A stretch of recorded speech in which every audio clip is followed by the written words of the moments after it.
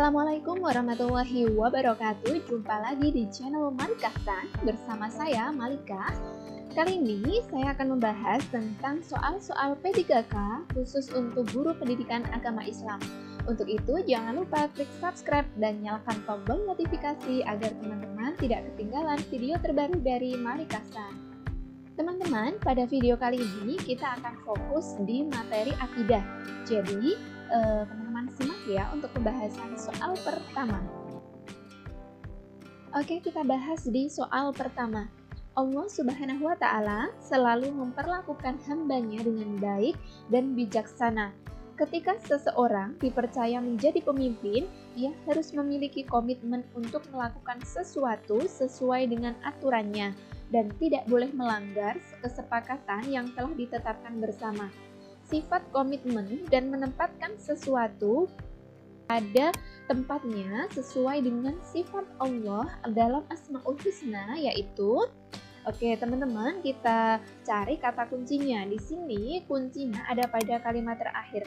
Sifat komitmen dan menempatkan sesuatu pada tempatnya. Nah, ini disebut dengan apa? Sesuai dengan Asmaul Husna. Kita lihat untuk yang A, Ar-Razzaq. Menurut aku kurang tepat karena Ar-Razzaq ini memilih makna Allah Maha Pemberi rezeki.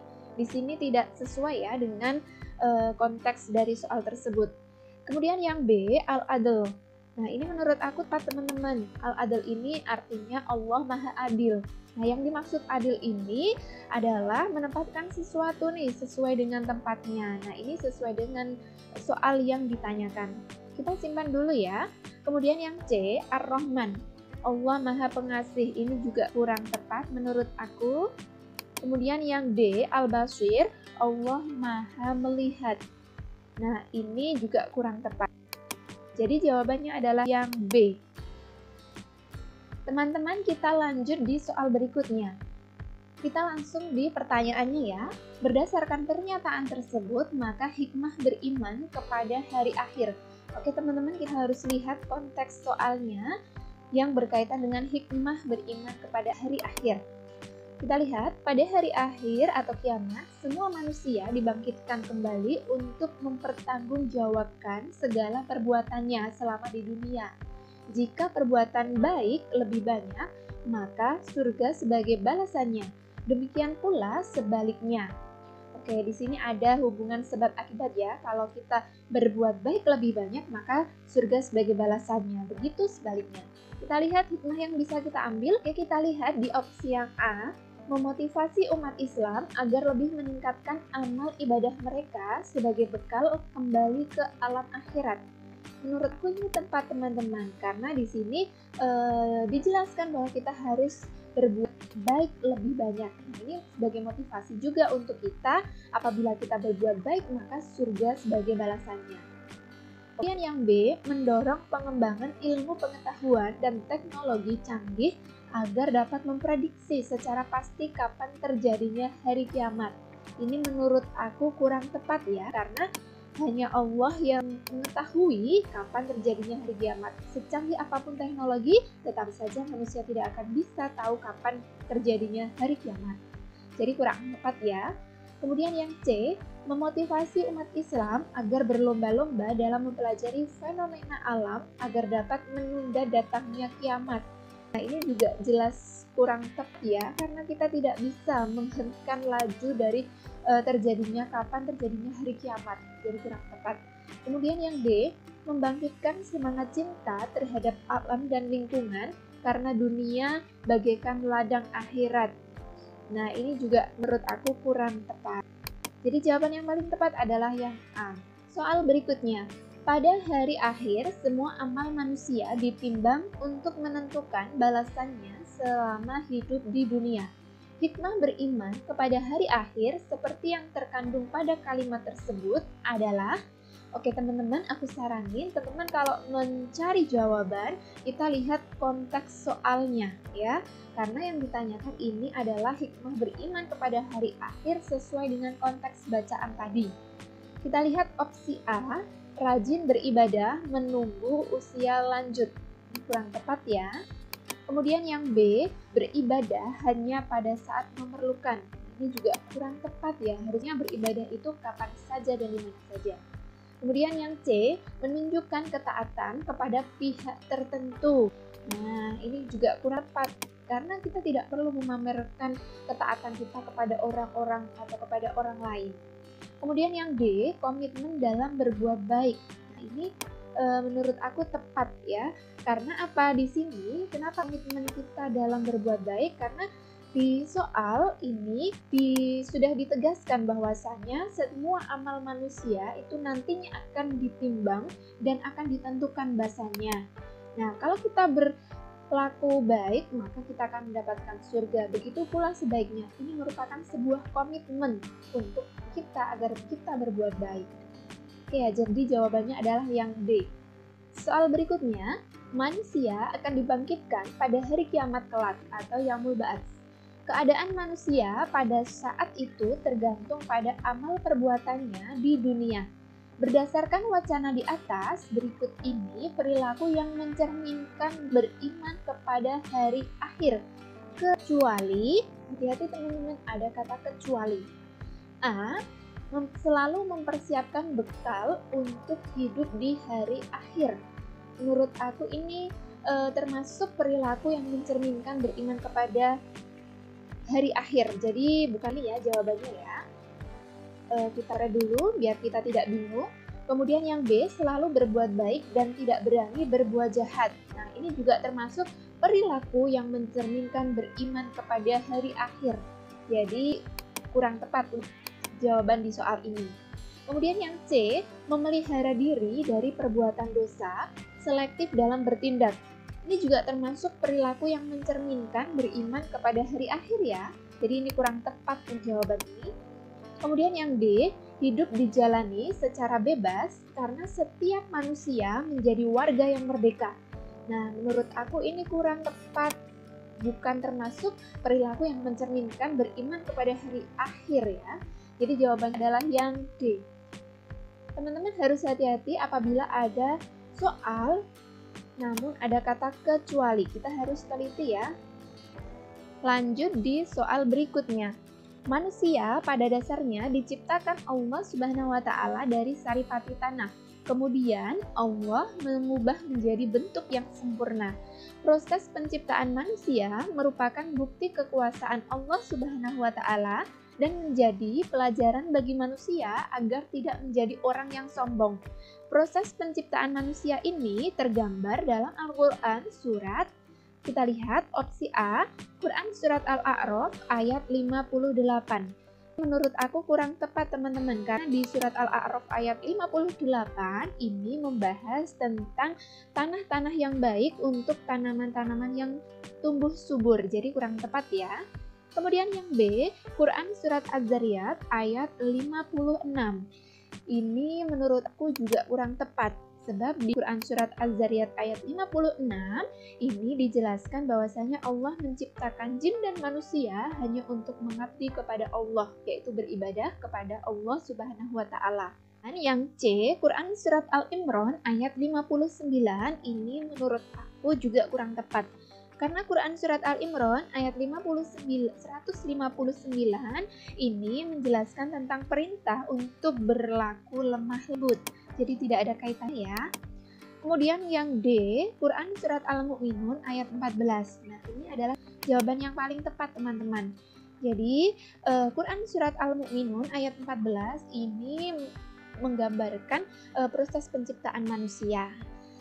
Di videoku berikutnya, insya Allah nanti aku akan membahas secara khusus berkaitan dengan Al-Quran dan Hadis. Karena di SKB tahun lalu ini banyak sekali materi-materi dari Al-Quran dan Hadis yang keluar. Insya Allah nanti aku akan membagikan video di berikutnya pembahasan tentang Al-Quran dan Hadis. Soal berikutnya, ketika terjadi musibah kebakaran, orang dewasa meninggal dunia, sementara anak kecil selamat. Kejadian ini pasti ada peran Allah Subhanahu wa taala melalui bantuan para malaikat.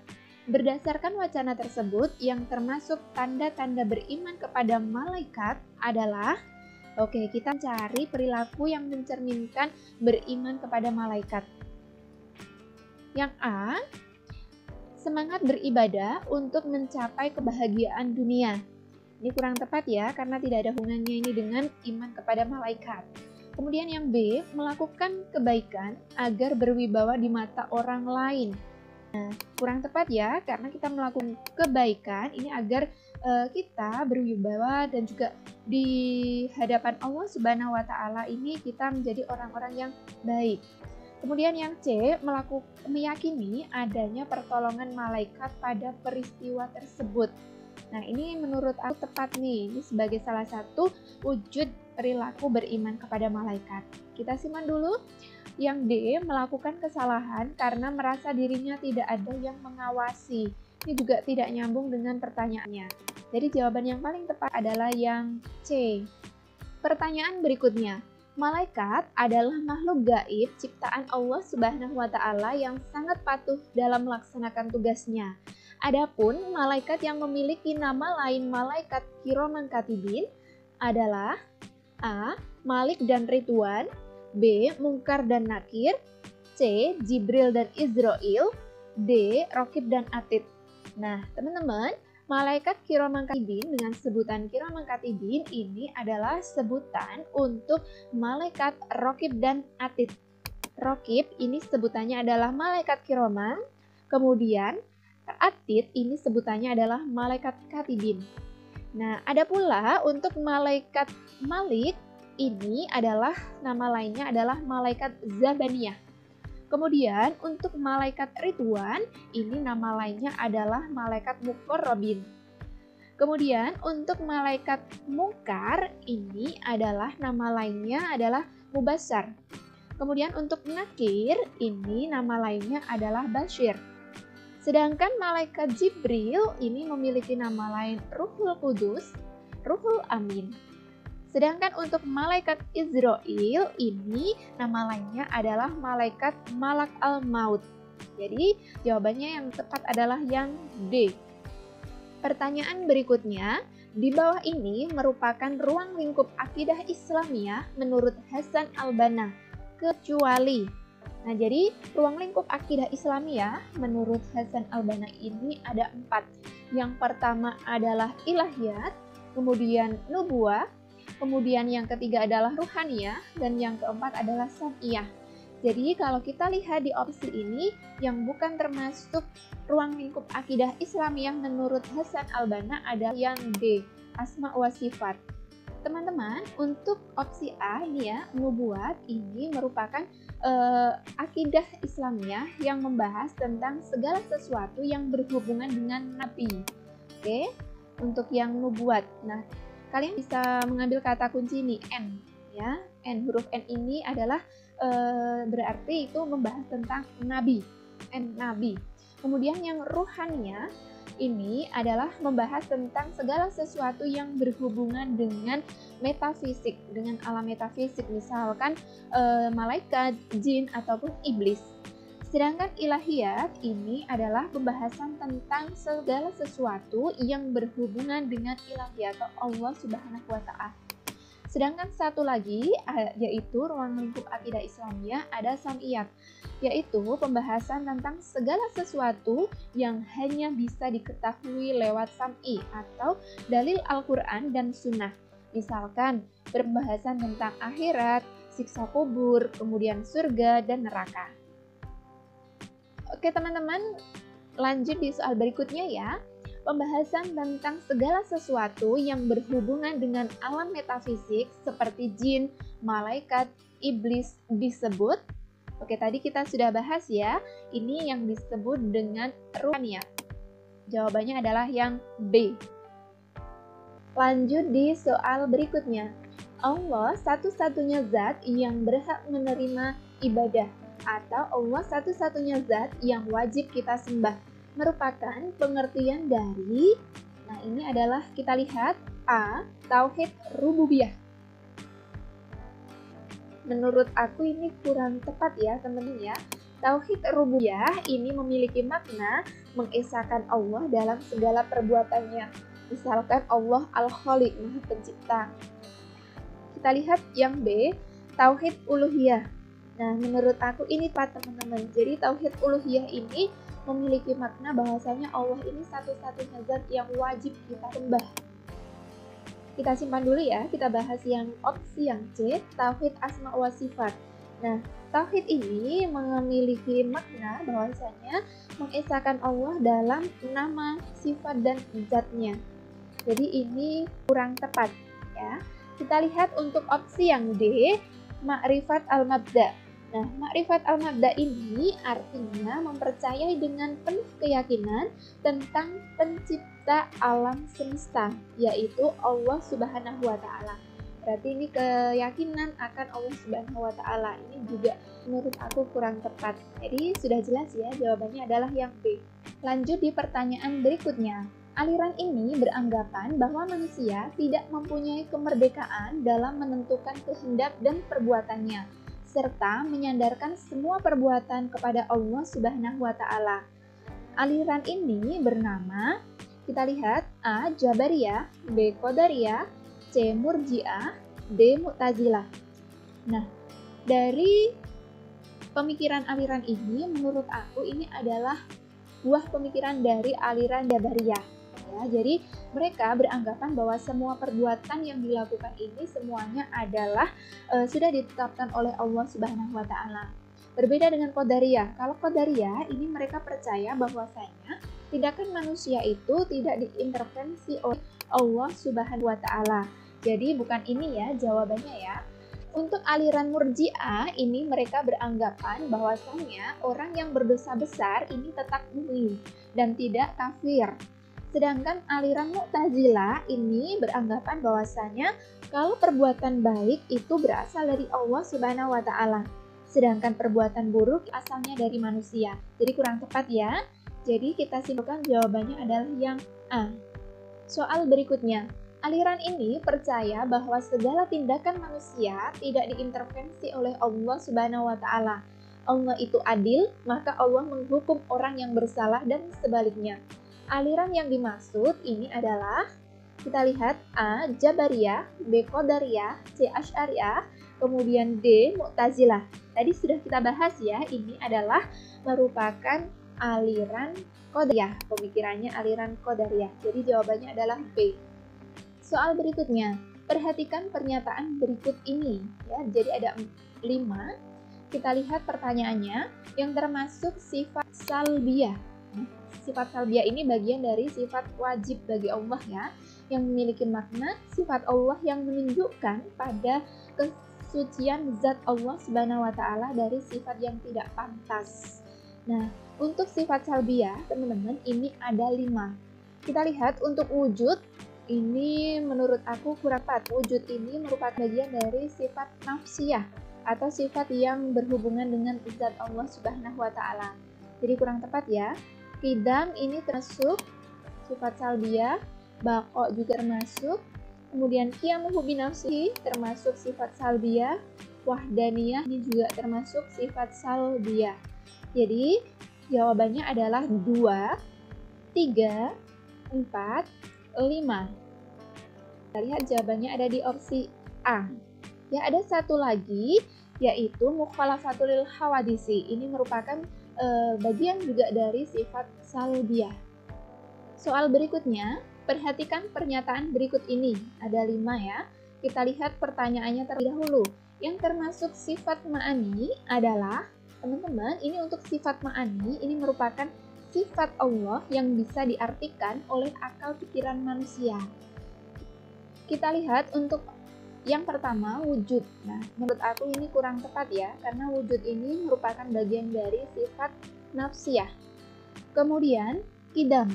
Nah, qidam tadi kita sudah bahas ya, bahwasanya ini merupakan bagian dari sifat salbiyah, jadi kurang tepat. Kita lihat, qudrat, ya, termasuk sifat ma'ani. Kemudian, iradat, betul, termasuk sifat ma'ani. Sedangkan sifat hayat ini merupakan bagian dari sifat ma'ani. Jadi jawabannya adalah 3, 4, dan 5. Kita lihat di opsi yang D.